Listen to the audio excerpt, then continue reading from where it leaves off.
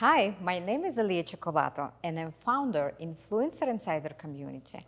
And today, with my friend and amazing co-host Madlena Kalinova, we have an interesting and useful podcast, guys, for you. And our guest, amazing, famous, successful entrepreneur and influencer, Lisa Opie. Hi guys, my name is Madlena Kalinova and it's an honor for me to be here. So thank you, Elia, for having me. Today we welcome Lisa Opie, a model, influencer, entrepreneur, and co-founder of Lady Code. And she's here today to tell us about her inspiring journey to success. Hi, Lisa. Hi, thank you guys so much for having me. I feel like before we get started, I have to shout out the dress that I'm wearing. It is by the beautiful Elia herself, Cioccolato Couture. So you look gorgeous. Thank It's you. amazing. Thank you This so much. color is Thank everything. you. And the material, I just feel expensive today. I have one interesting questions. What inspired you to start blogging and influencing others? So how much time do I have? Because I can go way back, or do you want me We to? have time. Okay. So I feel like the foundation was my history with bullying. I was bullied in high school severely to the point where I had to drop out of school and be homeschooled. So I just wanted a platform where I could empower women, because I feel like empowered women empower other women. We don't bring each other down. So I wanted to use the platform to empower everybody, and hopefully the byproduct of that would be less bullying, especially among women, because we already have it so hard ourselves. Exactly. Thank you. That's so true. And how do you choose your topics or niches to cover on your platform on other social medias?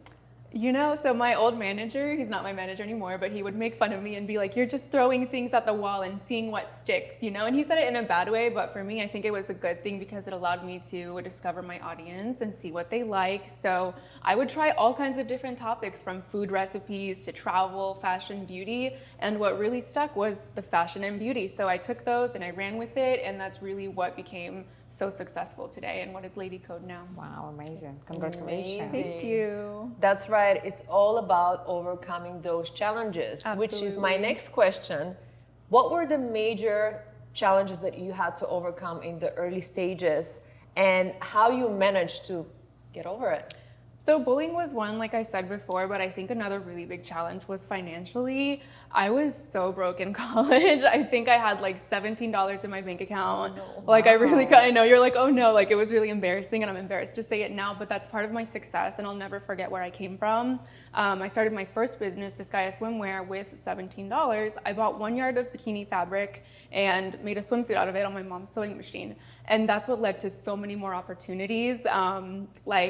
I wore it to compete at Miss United States. I told the judges I made my own swimsuit, and after I made top 5, 4th runner-up, the director called me and he was like, Lisa, first of all, your onstage question was horrific, because I was so nervous. I just walked off the stage. I was like, okay, I got 4th runner-up. That's okay. I made it this far. But then he was like, I want to do a 3-year contract with your swimsuits. So he paid for 3 years worth of swimsuits from Miss United States. We were the official sponsor, and that's how my business really took off. So it's like a Cinderella story. It's a dream come true, but from adversity came so much success, and I'm so happy that I couldn't afford a swimsuit, and that happened. Wow. So amazing. I have goosebumps, guys. Yeah. So Amazing inspiring. stories. Thank you. What were major milestones in establishing your brand, Lady Code, and how did you capitalize on them? Okay, this is gonna be a long one as well. Yeah, it's good. So in the beginning, I think the biggest milestone was starting Lady Code, because if all of you guys know, you always wait till you're ready, right? And you never feel ready to start a business or a platform. I didn't feel ready, but I started it anyway. So that was the first milestone. I think the second milestone was starting the YouTube channel and seeing it, like my first video that had 1 million views. You know, I was like, wow, this is incredible. So that was the second milestone. A third milestone is the makeup team that came out of it. So people would actually like email me from my YouTube channel and be like, hey, can you do my makeup for prom? I'll fly you out, I'll pay you. And I was like, oh, like this can actually, you know, be a business. So I started that, and I became so high in demand that I had to train other artists, you know, educating women, have a team. We won awards for Lady Code. And then like towards the end, we had products as well. So I saw how much money YouTube was making for the brands that sponsored me. And I was like, instead of making like 20% of my sales, I could make 100%. And so I started with lashes. I used all of my YouTube money. It was like $400, again, very small, we have to start somewhere.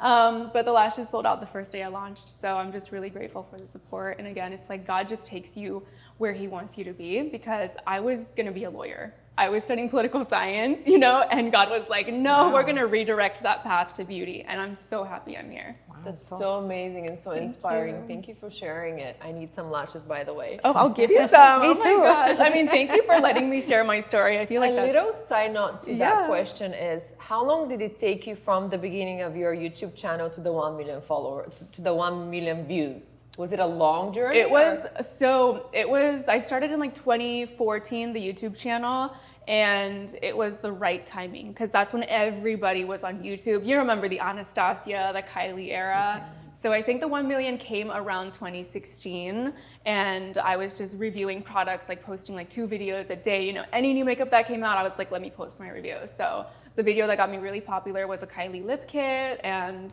that was it. So I got lucky. And how many followers do you have now on YouTube? On YouTube, not that many, like 45,000 maybe. But still is amazing. Yeah, but it's the views on YouTube, So I have popular videos that have so many views. It's so amazing. We have 2 years to go. Only 2 years to go for us. Yeah. If you're lucky. I hope so. No, it can happen overnight. You never know. I hope so. Get on TikTok. Thank you. So my next question is, how do you maintain authenticity and avoid burnout and staying active on social media? Good question. Do you have the answer for that one? No, that's why we're asking you. No, we're all looking for answers here, by the way. Yeah, you guys have to comment and like share your advice with us so that we also have that advice. I think that authenticity is key. When I was competing in beauty pageants, I did the best when I had no coaching. And then as soon as I hired coaches, I lost who I was, because they would be like, you have to wear this, you have to look like this, you have to talk like this, you have to say this. I completely lost myself to the point where the more coaches I had, the worse I was doing in beauty pageants. So I realized, I want myself back. And the way to take myself back was to just quit beauty pageants. And that's kind of what led to Lady Code. I started that right after I quit. So I think staying true to yourself is really important. I know everybody says it, but really stay true to yourself, and that's what's gonna make you successful. Stay tuned for the rest of Lisa's interview on Influencer Insider's app, where Lisa shared how she established brand partnerships, improved her follower engagement, and overcame competition. And what are some common misconceptions people have about being a blogger or influencer? So I can't speak for everybody. I know that influencers have like a really bad reputation lately because I feel like the market's getting very oversaturated.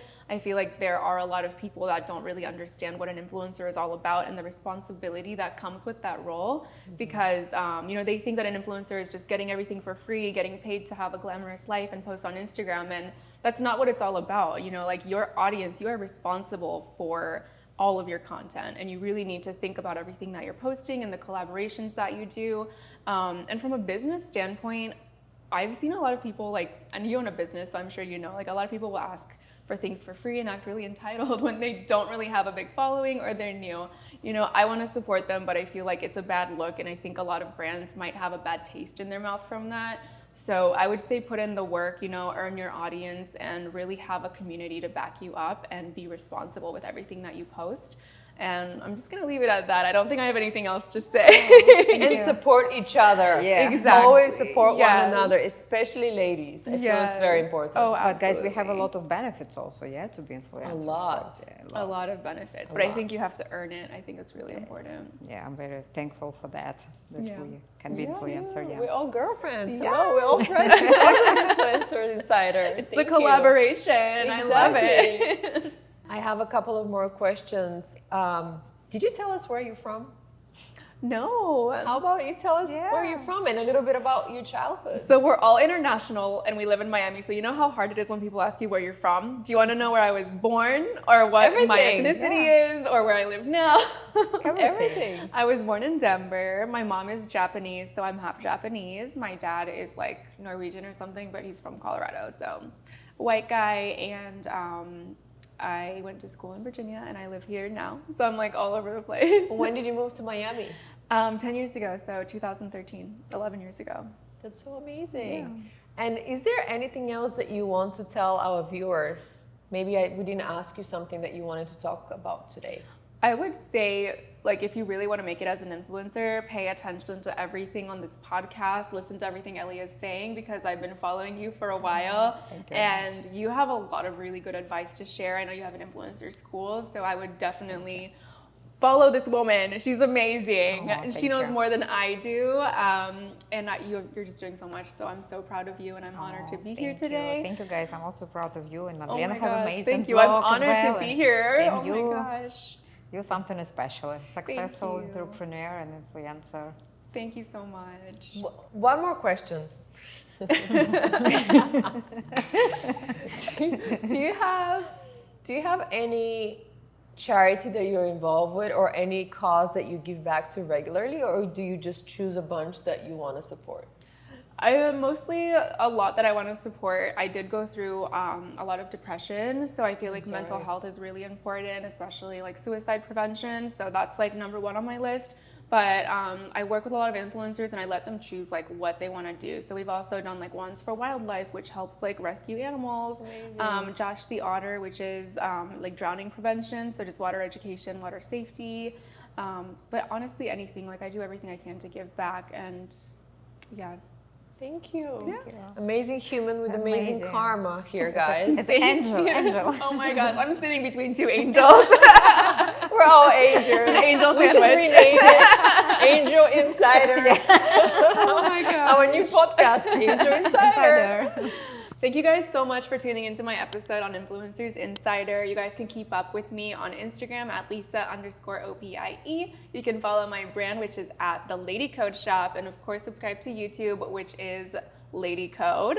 And I can't wait to see what new episodes you have. So make sure you subscribe and follow Influencers Insider for all the tea and short form clips on their Instagram as well. Thank you. Thank you. Yay.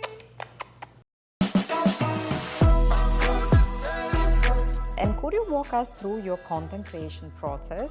Probably the products is the best way, but I think with any monetization, you have to build your audience. You know, I struggle with this a lot because I'm so busy, but find the right like influencers to work with you. Which type of meditation are you using? My brain.